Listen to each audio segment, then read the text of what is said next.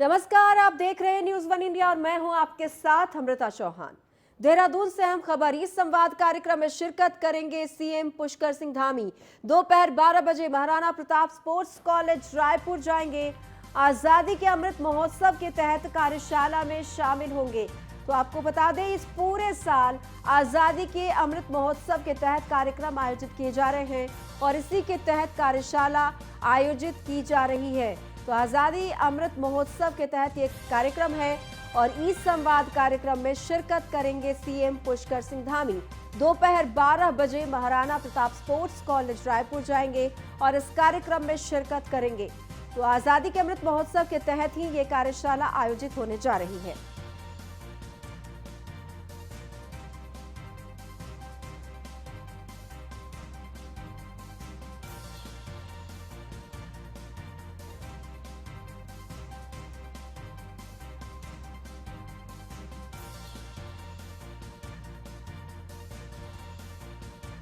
देहरादून से हम खबर इस संवाद कार्यक्रम में शिरकत करेंगे सीएम पुष्कर सिंह धामी। दोपहर 12 बजे है ये कार्यक्रम। महाराणा प्रताप स्पोर्ट्स कॉलेज रायपुर जाएंगे और इस कार्यक्रम में शिरकत करेंगे। और ज्यादा जानकारी के लिए संवाददाता संदीप नेगी हमारे साथ लाइव जुड़ गए। संदीप, आज कार्यक्रम आयोजित होने जा रहा है और इस संवाद कार्यक्रम में क्या कुछ खास होगा जिसमें पुष्कर सिंह धामी भी पहुंचेंगे? जी बिल्कुल। देखिए, मुख्यमंत्री पुष्कर सिंह धामी के लगातार 1 बजे तक 2 कार्यक्रम है। सबसे पहला कार्यक्रम आपको बता दूं, बोधिसत्व कार्यक्रम है, जिसका नाम बोधिसत्व कार्यक्रम रखा गया है। ये मुख्यमंत्री आवास में 10 बजे से शुरू हो जाएगा। इसमें ये कार्यक्रम ऑफलाइन और ऑनलाइन दोनों ही माध्यम से कार्यक्रम चलेगा। इसमें युवाओं के साथ महिलाएं जुड़ेंगी, बुजुर्ग जुड़ेंगे और युवा जुड़ेंगे। तो कह सकते हैं इनमें जो मुख्यमंत्री सीधे तौर पर, क्योंकि लगातार इस प्रकार के जो कार्यक्रम है वो मुख्यमंत्री पूरे प्रदेश भर में इसी प्रकार के कार्यक्रम कर रहे हैं, यानी कि जनसभा कर रहे हैं।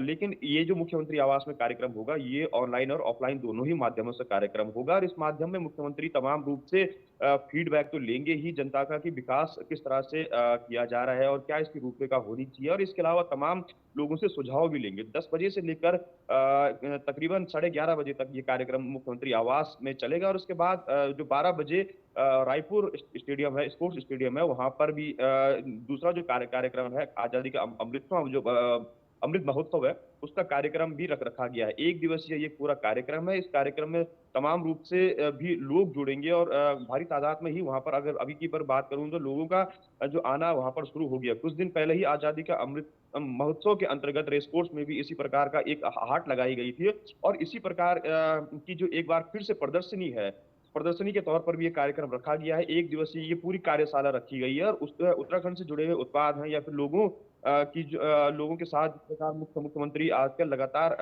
जगह जगह जा रहे हैं या फिर उनकी सरकार लगातार या फिर मंत्री हो लगातार काम कर रहे हैं, तो उसी का फीडबैक लेने के और उसी पर वार्तालाप करने के लिए मुख्यमंत्री पुष्कर सिंह धामी वहां पर मौजूद रहेंगे। इस दौरान उनके साथ तमाम जो मंत्री भी हैं वो भी मौजूद रहेंगे। सहकारिता मंत्री धन सिंह रावत भी बताए जा रहे हैं, वो भी वहां पर मौजूद रहेंगे और सरकार के जो सचिव है वो भी वहां पर मौजूद रहेंगे। तो कुल मिलाकर ये कह सकते हैं कि दोनों जो कार्यक्रम है, सुबह से लेकर 10 बजे से लेकर और 1 बजे तक के जो दोनों ये कार्यक्रम है, इनमें मुख्यमंत्री जनता से मिलेंगे और ऑफलाइन और ऑनलाइन दोनों ही माध्यम से जनता के साथ फीडबैक भी सरकार का लेंगे। जी। तो ये कोशिश होगी सरकार की तरफ से कि आम जन से बातचीत करेंगे, संवाद करेंगे और ये जानने की कोशिश करेंगे कि जो सरकार के तरफ से कार्य किए जा रहे हैं आम जन के लिए, वो उन तक पहुंच रहा है या नहीं और वो कितने संतुष्ट हैं इससे। जी बिल्कुल। देखिए, क्योंकि इसी प्रकार जो मुख्यमंत्री पुष्कर सिंह धामी की जो जनसभाएं हैं वो लगातार प्रदेश भर में होती रही हैं और वहां पर लगातार जनसभा के साथ साथ आम लोगों से भी मुख्यमंत्री पुष्कर सिंह धामी मिल रहे हैं। लेकिन दूसरी ओर अब कार्यक्रमों के माध्यम से सरकार ये चाहती है कि आखिरकार कार्यक्रमों में लोग जुड़े और अपनी जो बातें हैं वो सरकार के सामने रखें, क्योंकि सरकार लगातार कह रही है कि हम रोजगार के अवसर हैं वो लगातार मुहैया करवाए रहे हैं और यही वजह है कि जो आजादी का जो अमृत महोत्सव जो मनाया जा रहा है, उसके तहत जो 1 दिवसीय कार्यशाला रखी गई है, इस कार्यशाला में अगर खासकर बात करें तो तमाम रूप से उत्तराखंड की संस्कृति को से लेकर हथकरघा से लेकर तमाम जो उद्योग हैं उनसे लेकर मुख्यमंत्री वहां पर जुड़ेंगे और सबसे लोगों से फीडबैक भी लेंगे। लोग भी बताएंगे कि आखिरकार जो सरकार उनको रोजगार मुहैया करवा रही है उस पर कितना फायदा इन लोगों को मिल रहा है और इसमें क्या डेवलपमेंट हो सकता है, इसके बारे में भी ये लोग वहां पर बताएंगे। तो कह सकते हैं कि आज 1 दिवसीय पूरी कार्यशाला चलेगी, लेकिन मुख्यमंत्री तकरीबन 1 से 1.5 घंटे तक 12 से 1 बजे के बीच वहां पर जाएंगे और इस दौरान सरकार के उद्योग मंत्री हैं वो भी वहां पर मौजूद जी। रहेंगे। तो इसी प्रकार के जो कार्यक्रम है वो लगातार अब आगे देखे जाएंगे, क्योंकि चुनाव में काफी कम समय बचा हुआ है, महज 2.5 महीने का समय चुनाव में बचा हुआ है। उत्तराखंड के जो आगामी 2022 विधानसभा चुनाव हो रहे हैं, तो कहीं तो कह सकते हैं कि मुख्यमंत्री जनता के बीच इसी प्रकार के कार्यक्रमों के माध्यम से, ऑनलाइन हो या ऑफलाइन हो, वो लगातार जा रहे हैं। या फिर सरकार के मंत्री भी हो, वो अपनी जी सरकार की संदीप, जो 5 साल पूरी कोशिश है आमजन से जुड़ने की सीएम पुष्कर सिंह धामी की। आप हमारे साथ बने रहिए, आपके पास हम लौट कर फिर आएंगे। बढ़ते आगे, देहरादून से अहम खबर। पूर्व सीएम हरीश रावत और त्रिवेंद्र रावत की मुलाकात हुई है। एक निजी क्लिनिक के पास दोनों नेता ने मुलाकात की है। सुर्खियों में है दोनों नेताओं की मुलाकात। तेजी से ये तस्वीर भी वायरल हो रही है। दोनों पूर्व मुख्यमंत्रियों के बीच काफी देर तक लंबी बातचीत हुई। हालांकि इन चर्चाओं के बारे में ठोस जानकारी सामने नहीं आ पा रही है, लेकिन ये तस्वीरें जो है वो अब चर्चा सुर्खियां बन गई हैं। अब राजनीति भी गर्मा गई है कि आखिरकार दोनों पूर्व मुख्यमंत्री जो अलग अलग पार्टियों से ताल्लुक रखने वाले हैं, वो इस तरह से इतनी लंबी चर्चा क्या कर रहे थे। और जब चुनाव नजदीक है, ऐसे में इन दोनों की मुलाकात के क्या सियासी मायने निकाले जाएं, ये तमाम बातें यहाँ पर की जा रही हैं। तो एक निजी क्लिनिक के पास दोनों नेता ने मुलाकात की और लगातार संदीप नेगी हमारे साथ देहरादून से लाइव जुड़े हुए हैं। संदीप, ये जो तस्वीर सामने आई है बहुत कुछ कहती है। इस तस्वीर के क्या मायने निकाले जाएं? जी बिल्कुल, देखिए राजनीति में कुछ भी असंभव नहीं माना जाता है, बल्कि सब कुछ संभव है। लिहाजा एक यही चीज कल शाम देखने को मिली है, जहां पर कि पूर्व मुख्यमंत्री हरीश रावत और पूर्व मुख्यमंत्री त्रिवेंद्र सिंह रावत दोनों ही डिफेंस कॉलोनी स्थित एक क्लिनिक के पास ऐसे ही मिल गए। और जबकि ये तस्वीर लगातार अब वायरल हो रही है, जबकि मुख्यमंत्री त्रिवेंद्र सिंह रावत की ओर से बयान आया है कि ये उनकी एक महज औपचारिक भेंट थी और उनके कोरोना काल के बाद से उनके साथ भेंट नहीं हुई थी। लिहाजा उनका हालचाल जानने के लिए ये मुलाकात उनसे हुई थी। लेकिन सियासी गलियारों में अगर देखा जाए, चूंकि राजनीति इस वक्त अपनी चरम पर है, 2022 विधानसभा चुनाव नजदीक आने वाला है, तो लिहाजा ये जो मुलाकात है, ये अपने आप में अब सुर्खियों में कल से ही बननी शुरू हो गई है। इस चीज के कई मायने इस समय देखे जा रहे हैं, क्योंकि दल बदल की जो राजनीति है वो लगातार इस वक्त उत्तराखंड में हावी है। और सीधे तौर पर हम कह सकते हैं कि उत्तराखंड का पुराना इतिहास भी रहा है कि इस पर लगातार जो दल बदल यहाँ पर हावी होता रहा है। तो ऐसे में कहीं ना कहीं इस चीज से भी इनकार फिलहाल राजनीतिक सरगर्मियों में नहीं कहा जा सकता। लेकिन फिलहाल अगर की बात करें, तो त्रिवेंद्र सिंह रावत की ओर से यही बयान आया है कि वह एक कोरोना काल के बाद उनसे मुलाकात नहीं हो पाई थी और लिहाजा उनका हालचाल जानने के लिए ये संदीप, वहां पर आए हैं। त्रिवेंद्र रावत ने तो अपनी तरफ से बात कह दी है, लेकिन कांग्रेस की तरफ से पूर्व मुख्यमंत्री हरीश रावत ने तो कोई बात नहीं कही। उनका क्या कहना है इस मुलाकात के बारे में? कांग्रेस ने अभी तक अपने पत्ते नहीं खोले हैं, क्योंकि हरीश रावत एक बड़े ही सधे हुए नेता हैं और हर चुनाव में उनका कहीं ना कहीं एक जो विशेष जो दखल रहता है वो कहीं ना कहीं देखा जाता है। लेकिन इस बार की जो मुलाकात है उस पर अभी तक हरीश रावत चुप्पी साधे हुए हैं। आखिर चूंकि लगातार वो सुर्खियों में बने रहते हैं, वो चाहे ट्वीट के माध्यम से हो या फिर बयानों के माध्यम से हो, लेकिन पिछली मुलाकात से लेकर अभी तक उनका कोई भी ट्वीट सामने नहीं आया है। और जनता इंतजार भी जरूर कर रही है कि आखिरकार इस मुलाकात की वजह क्या है। चुनावी अगर बात करें, तो चुनावी लहजे से अगर बात करें, तो तमाम जो अभी तक दल बदल में लगातार नेता इधर से उधर जा रहे हैं। पिछली बार भी अगर हमने देखा था तो 2017 में खुद पूर्व मुख्यमंत्री विजय बहुगुणा अपने साथ तकरीबन 9 लोगों को लेकर बीजेपी में शामिल हो गए थे। अचानक ऐन वक्त पर सरकार हरीश रावत की गिर गई थी। तो ऐसा में कुछ भी असंभव नहीं कहा जा सकता। हाल फिलहाल में इस चीज के अभी तक मायने क्या है, कितना निकल पाएंगे, ये देखना जरूर दिलचस्प होगा। संदीप, हरीश रावत राजनीति के माहिर माने जाते हैं और जब उनकी चुप्पी है इस मामले में, तो किस तरफ उनकी चुप्पी इशारा करती है? तो देखिए, स्वाभाविक सी बात है, चूंकि कल जिस प्रकार से कोई भी इस प्रकार का जो दोनों ही पूर्व मुख्यमंत्री की ओर से इस प्रकार की कोई भी बात करने का सिलसिला लगातार यहाँ पर नहीं था। क्योंकि पिछले काफी समय बाद इस प्रकार की क्योंकि जब त्रिवेंद्र सिंह रावत लगातार 4 साल सत्ता में रहे, सरकार चलाते रहे, तो हरीश रावत ने कांग्रेस में विपक्ष में बैठकर लगातार उन पर कटाक्ष करते रहे। तमाम रूप से धरने दिए हैं, धरने हो या आंदोलन हो, लगातार हरीश रावत के नेतृत्व में लगातार होते रहे। लेकिन इस प्रकार से अचानक से दोनों त्रिवेंद्र सिंह रावत का एक बार गद्दी से उतर जाना और फिर हरीश रावत का उनके साथ यूं मुलाकात करना और इस प्रकार से फोटो खुद ब खुद वायरल हो जाना, ये कहीं ना कहीं अपने आप में एक बड़ी बात को दर्शाता है कि आखिरकार दोनों के बीच में क्या राजनीतिक खिचड़ी पक रही है और इस पर क्या इसका अंतिम परिणाम होगा, क्या मुहर लगेगी, जी। क्योंकि त्रिवेंद्र सिंह रावत को भी एन एन मौके पर 4 सवा 4 साल बाद लगातार गद्दी से उतार दिया गया था और उसके बाद से कोई भी फिलहाल जिम्मेदारी या पद कहें उनके पास नहीं है। तो लिहाजा कहीं ना कहीं नाराज भी एक बार के लिए कह सकते हैं हम कि त्रिवेंद्र रावत की नाराजगी भी जरूर हो सकती है, लेकिन ये नाराजगी क्या हरीश रावत के साथ मिलकर कुछ न कुछ क्या गुल खिलाएगी, ये तो खैर आने वाला समय जरूर बताएगा। लेकिन फिलहाल की अगर बात करें तो कुल इस वक्त मिलाकर संदीप, हर तस्वीर कुछ ना कुछ कहती है। इंतजार करना होगा कि ये तस्वीर क्या कहने वाली है। बहुत बहुत धन्यवाद आपका इस तमाम जानकारी के लिए। बढ़ते हैं आगे। हरिद्वार से हम खबर धर्मनगरी में दिल्ली के सीएम अरविंद केजरीवाल ने रोड शो किया। अरविंद केजरीवाल के रोड शो में काफी तादाद में लोग जमा हुए। केजरीवाल के साथ सीएम कैंडिडेट कर्नल कोठियाल भी मौजूद थे। रानीपुर मोड़ से लेकर शंकर आश्रम तक केजरीवाल ने ये रोड शो किया।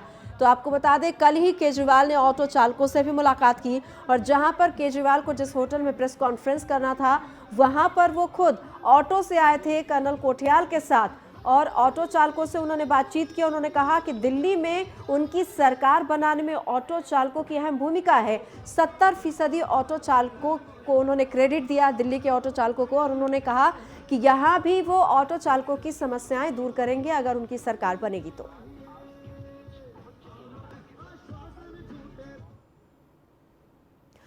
उत्तराखंड की जनता को केजरीवाल ने बड़ा वादा किया है। उत्तराखंड के बुजुर्गों को मुफ्त में अयोध्या यात्रा करवाने का ऐलान किया उन्होंने कहा कि अगर उनकी सरकार बनती है तो जो भी बुजुर्ग हैं उनको मुफ्त में अयोध्या यात्रा करवाएंगे। साथ ही उन्होंने कहा कि मुस्लिम भाइयों को अजमेर शरीफ का प्रावधान वो देंगे। इसके अलावा उन्होंने कहा कि सिख भाइयों के लिए करतारपुर साहिब का प्रावधान रहेगा। तो उन्होंने कहा कि आप पार्टी जनता के मुद्दों पर काम करती है। प्रेस कॉन्फ्रेंस में ये तमाम बातें उन्होंने कही और साथ ही उन्होंने ये भी कहा कि एक बार जनता उन्हें मौका दे। मैं अभी थोड़े दिन पहले अयोध्या गया था। वहां पे रामलल्ला जी के दर्शन हुए। अपने आप को बहुत सौभाग्यशाली समझता हूं कि मैंने रामलल्ला के दर्शन किए। तो मन में एक भाव आया कि हे प्रभु,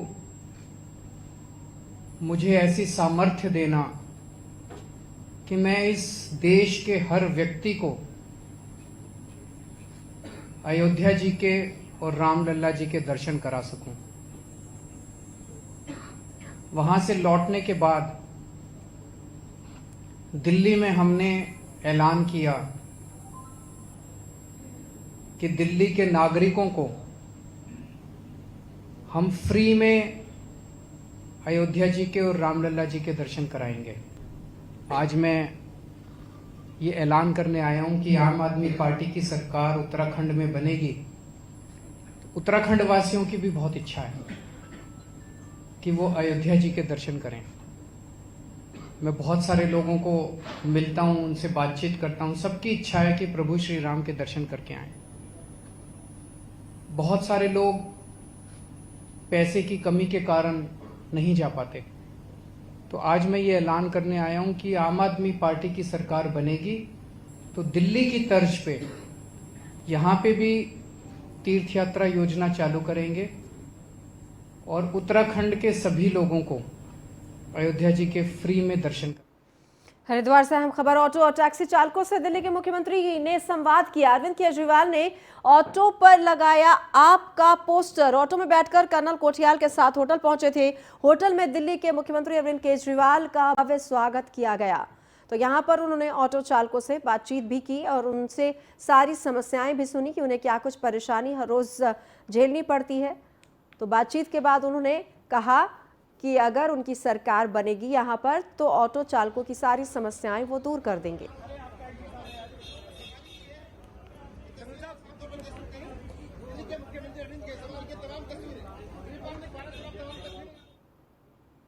पंजाब के बाद उत्तराखंड के ऑटो वालों से किए गए वादे, दिल्ली सरकार को ही ऑटो वालों का ख्याल है, ये कहा अरविंद केजरीवाल ने। उन्होंने कहा कि ऑटो वालों की परेशानी मेरी जिम्मेदारी है।